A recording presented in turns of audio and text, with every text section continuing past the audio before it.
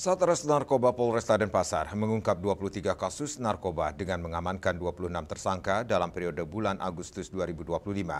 Para tersangka berperan sebagai pengedar dan pemakai, serta 6 tersangka merupakan residivis.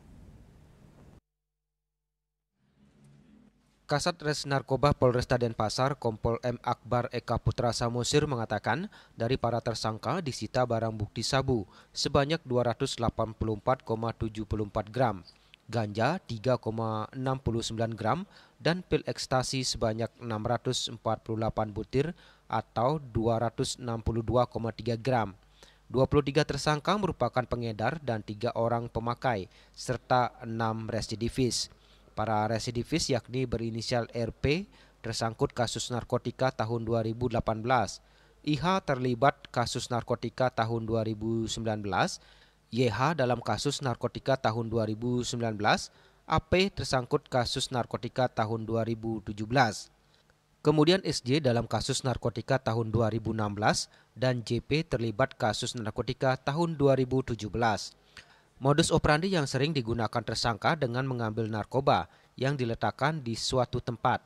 Sementara itu, 8 kasus dengan barang bukti besar yakni tersangka berinisial TS, laki-laki, yang kos di Jalan Gunung Talang 1 Denpasar Barat dengan sabu seberat 125,74 gram dan ekstasi 200 butir.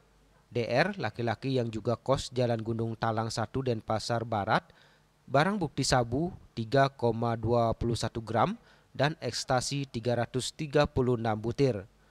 Kemudian AW warga Jalan Kutilang Kute Selatan dan NG warga Jalan Surabaya Jimbaran Kute Selatan dengan barang bukti sabu 49,5 gram dan ekstasi 31 butir.